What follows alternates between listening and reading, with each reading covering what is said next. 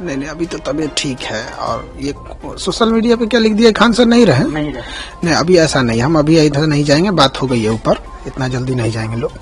और थोड़ा सा बीपी फ्लक्चुएशन का बहुत ज्यादा इशू था, 170-80 चला गया था, तो हमें लगा कि अब ये सीरियस इशू है, तो एडमिट होना पड़ा वहाँ पे। अब तो हम डिस्चार्ज भी हो गए थे, अब ठीक है।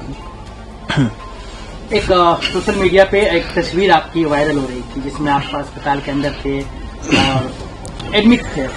उसके बाद कई तरह से सवाल उठने लगे। खान सर गए वहाँ पे, फिर इसके बाद अस्पताल चले गए, क्या इनको चोट लगी, क्या पुलिस ने? नहीं, पुलिस ने किसी भी तरह का दुर्व्यवहार नहीं किया।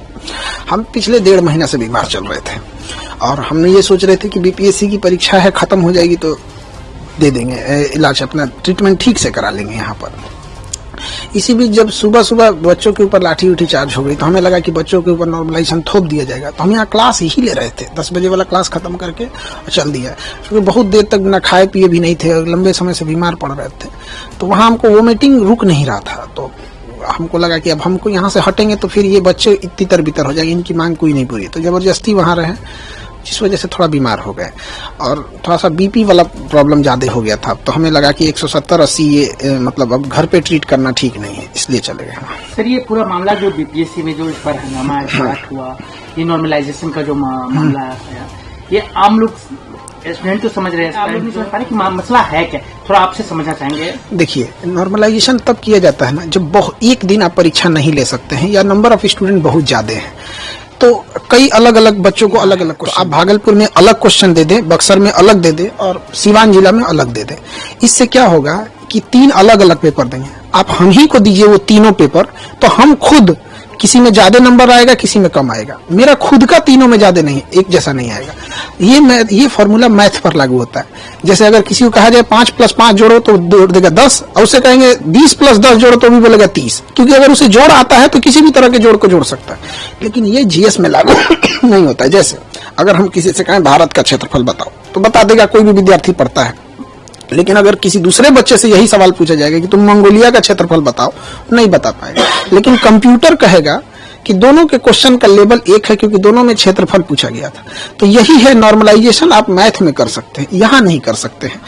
अब आप जीएस में कैसे डिसाइड कीजिएगा कि बक्सर का युद्ध का क्वेश्चन ज्यादा टफ है कि द्वितीय आंग्ल मराठा युद्ध का क्वेश्चन ज्यादा टफ है? अमूमन अगर आप 100 बच्चों को दीजिएगा बक्सर का युद्ध तो बता देंगे, 100 में 90 बता देगा। लेकिन वही सवाल आप कहिएगा द्वितीय आंग्ल मराठा युद्ध बताइए तो 100 में 50 बता पाएंगे। तो बच्चों ये गणित में सक्सेस है। बिहार में यूपीएससी कोई राज्य नहीं लागू की है, क्यों? ना यूपीपीसीएस में है, ना कहीं पे, ना ही यूपीएससी ने लागू किया। यूपीपीसीएस ने आरओ में लागू करने की कोशिश किया था, बहुत ज्यादा हंगामा हुआ, बाद में ये चीजें को वापस लेना पड़ गया था उन लोगों को।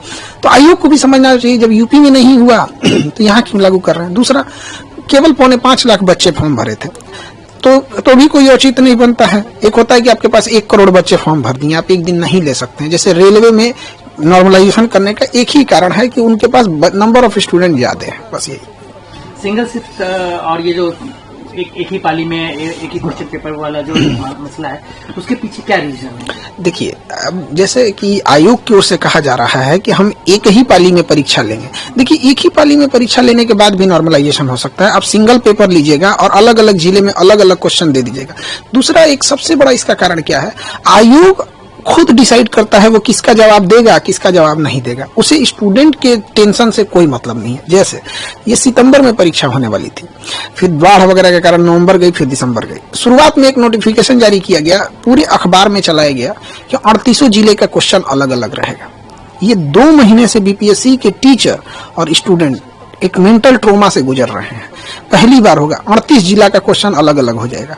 आयोग का कहना है क्या कि इससे पेपर लीक नहीं होगा।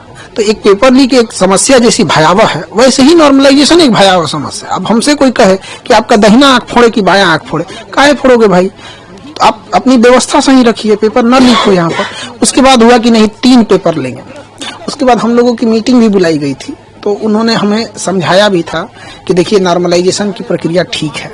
हम लोगों ने कहा था ये मैथ के लिए ठीक है। अब जैसे साड़ी भारतीय ड्रेस है तो महिलाओं के लिए ठीक है। अब आप ये कहिएगा कि खान सर कह रहे हैं कि साड़ी एक भारतीय ड्रेस है तो क्या हम साड़ी पहन के हम घूमेंगे?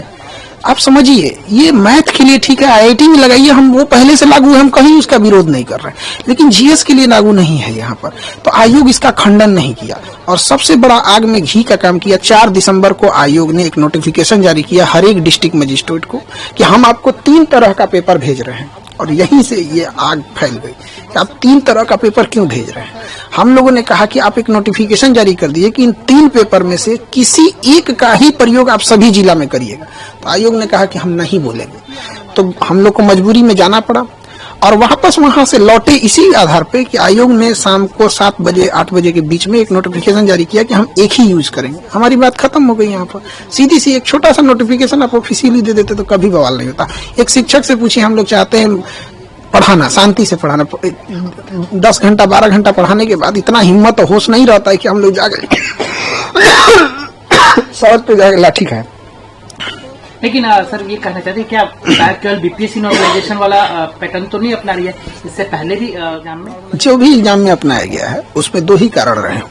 या तो उस एग्जाम में ज्यादातर प्रश्न साइंस या मैथ के रहे होंगे जैसे आईआईटी हो गया, या फिर उस एग्जाम में 1 करोड़ से ज्यादा बच्चे बैठे होंगे जैसे रेलवे हो गया। तो जब बच्चे ज्यादा बैठ जाते हैं तो वहां मजबूरी के कारण लेना पड़ता है, क्योंकि किसी राज्य की क्षमता नहीं है कि 1 करोड़ परीक्षा एक दिन में करा ले। और साइंस और मैथ में है कि वो नॉर्मलाइजेशन साइंस मैथ के लिए बना ही है। हमारे यहाँ ये दोनों चीज नहीं है। ना ही हमारे बीपीएससी में 1 करोड़ बच्चे हैं, 4.5 लाख बच्चे, उसमें भी एग्जाम कितना दिए हैं, 3.5 लाख। तो आयोग के पास एक अनुभव होना चाहिए कि जितने फॉर्म भरते हैं वो सारे एग्जाम नहीं दे देते हैं। और दूसरा, हमारे यहाँ जीएस भी नहीं है। पेपर लीक की समस्या कितनी बड़ी समस्या मानते हैं? क्योंकि जब भी होता है बिहार में हल्ला होता है कि पेपर लीक हो गया, हर जगह से यूयू छापा मारना चालू करती है, कहीं पकड़ाते हैं कहीं पकड़ाते हैं, तो कितनी बड़ी समस्या है बिहार की? देखिए, ये इससे बड़ी समस्या विद्यार्थी जीवन के लिए कोई नहीं हो सकता है। इसमें सबसे जरूरी चीज क्या है कि जिसपे शक हो उस पे नार्को टेस्ट कराया जाए।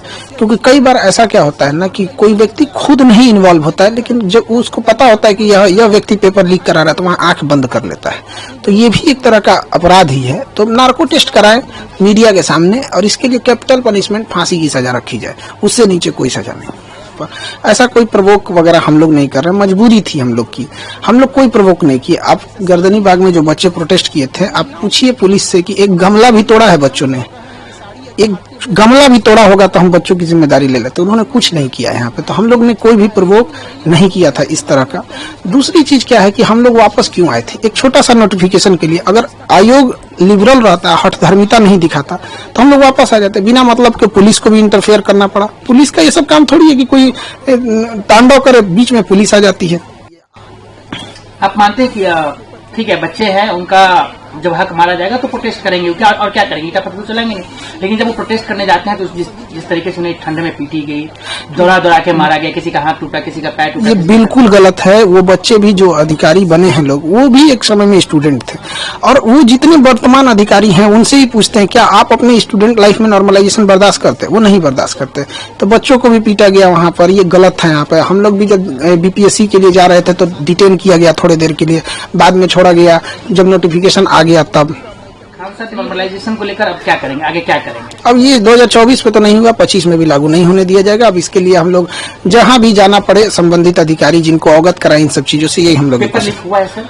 अभी यहाँ पे तो आयोग अपना प्रेस कॉन्फ्रेंस अभी दिया है। अब उसके में आगे क्या कर रहा है आयोग का, अभी पूरी प्रेस कॉन्फ्रेंस चल ही रही है उनकी। ये प्रेस कॉन्फ्रेंस आयोग का खत्म हो जाता है तब हम कुछ बता पाएंगे, क्योंकि अभी तो प्रेस कॉन्फ्रेंस रनिंग है। रद्द कर दिया गया। हाँ, ये तो अभी बापू परीक्षा परिषद वाला को रद्द किया गया है। आगे पूरी प्रेस विज्ञप्ति क्या आती है, अभी वो प्रेस कॉन्फ्रेंस रनिंग में है, तो हम अभी पहले उसको पूरा देख लेंगे तब बता पाएंगे। पटना एडमिनिस्ट्रेशन की तरफ से एक सीसीटीवी फुटेज जारी किया गया, उसमें दिखाया गया है कि एक सेंटर पे कैसे जो है कुछ स्टूडेंट जो है निकल जाते हैं बाहर। पटना पुलिस का कहना है कि यही लोग हैं जो पूरा अराजकता फैलाए हैं, आतंक फैलाए हैं। वो सीसीटीवी फुटेज पूरी तरह से जारी कर दिया जाए। हम लोग का भी यही मांग है कि पब्लिक को भी अधिकार होता है डेमोक्रेसी में। वहाँ पे अगर कोई स्टूडेंट अगर इस टाइप का देखिए, परीक्षा परिषद में स्टूडेंट तो मेरे ख्याल से इस तरह का नहीं करेंगे, लेकिन अगर वो सीसीटीवी फुटेज है वो तो जो होगा वो जांच का विषय है। वहाँ पर सीसीटीवी फुटेज पूरी पब्लिक को आ जाने दीजिए। अभी आयोग की मीटिंग, चूंकि प्रेस कॉन्फ्रेंस चल ही रहा है, खत्म हो जाएगा तो ही हम कुछ कह पाएंगे। सर, लेकिन एक सवाल उठता है कि कुछ भी होता है बिहार में परीक्षा से रिलेटेड, छात्रों से रिलेटेड, तो खान सर का नाम आ जाता है। आखिर क्या रीजन है, खान सर का नाम घसीटा जाता है या जबरदस्ती आया जाता है? अब नाम के लिए क्या, हमारे पास सबसे ज्यादा बच्चे हैं, हम कम फी में पढ़ाते हैं, तो ऑब्वियस बात है कि सबसे ज्यादा चर्चा हो जाता है, यही कारण है यहाँ पर। एक चीज और सवाल सर की आगे भी जितने आप पे आरोप लग रहे हैं, मतलब जो भी लगा रहे हैं, सोशल मीडिया के जमाने कोई भी उठता है किसी के बारे में कुछ भी लिख देता है, तो क्या आप छात्र के साथ रहेंगे? हम छात्र के लिए मेरा जीवन समर्पित है। रही बात सोशल मीडिया पे, तो हर छोटा इंसान बड़े इंसान पे आरोप लगाता है। ये सोशल मीडिया का एक फैशन, एक ट्रेंड बन चुका है। अब कोई उठ के कहेगा कि नरेंद्र मोदी का भाषण हम ही लिख के देते हैं, तो नरेंद्र मोदी तो उसको क्लियर करने आएंगे नहीं, और वो तब तक चिल्लाते रहेगा कि हम इतने विद्वान है कि हम ही भाषण लिख के देते हैं। तो ये तो कोई बात नहीं ना होती है। अब आपकी तबीयत बिल्कुल स्वस्थ है? अब तो ठीक है, तबीयत ठीक है। एक चीज और सर की कहा गया कि आपको जब हिरासत में लिया गया तो क्या आपके साथ किस तरह की जाती है, क्योंकि आप इसके बाद अस्पताल चले गए तो लोगों को बहुत सारे सोशल मीडिया पे वीडियो वायरल हो गया कि आपके साथ मारपीट की गई है पुलिस के खिलाफ। हमने देखा ट्रेंड बिहार पुलिस चलने लगी। नहीं, देखिए, ये जो भी अफवाह उड़ा रहे हैं गलत है। पुलिस ने मेरे साथ कोई ज्यादती नहीं की। थोड़ी देर के लिए डिटेन रखा, जो लॉ एंड ऑर्डर के लिए पुलिस को करना पड़ता है, और वो पुलिस की, हम इसमें पुलिस का नहीं कहते हैं कि पुलिस ने गलत किया। पुलिस का जो कर्तव्य बनता है उन्होंने उसको किया। हम लोग वापस इसलिए आए कि जो हमसे पुलिस स्टेशन में बताया गया कि आपकी बात मान ली गई, नोटिफिकेशन आ गया है। हमने कंफर्म करने की कोशिश की तो वहाँ नेटवर्क उतना नहीं था, तो लोगों ने बताया कि हाँ आ गया है। तो जिनका नॉर्मलाइजेशन जैसा मुद्दा था वो लोग वापस जाने लगे। पुलिस ने कहा कि वापस आप अगर जाएंगे धरना स्थल पे तो हम आपको एफआईआर कर देंगे।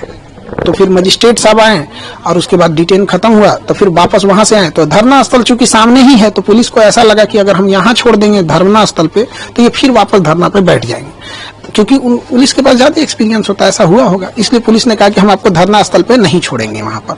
तो फिर हमको अब कहीं भी उतार दीजिएगा तो हम नहीं ना, आप हमको गाड़ी में उतार के आप कहीं चले जाइएगा यहाँ पे। तो हम कहें सर आप जहाँ उतारिएगा वहाँ बोलिए, हम वहाँ हम अपनी गाड़ी मंगा लेते हैं यहाँ पे। तो उसके बाद डिटेंशन मेरा खत्म हुआ। मजिस्ट्रेट साहब आए और सीनियर जो डीएसपी मैम थी, वो उनके आने के बाद ही डिटेंशन खत्म हुआ, क्योंकि जब तक कोई सीनियर नहीं आते हैं डिटेंशन खत्म नहीं होता है। अब आप इस झगड़े को, मतलब जो अभी ये कोई किससे क्लास, मतलब बीपीएससी स्टूडेंट और आयोग के बीच में जो भी मसले हैं, इसका सोल्यूशन क्या है? देखिए, सोल्यूशन ये है ना कि आयोग जो भी चीज कर रहा है उसको क्लियर कर दे।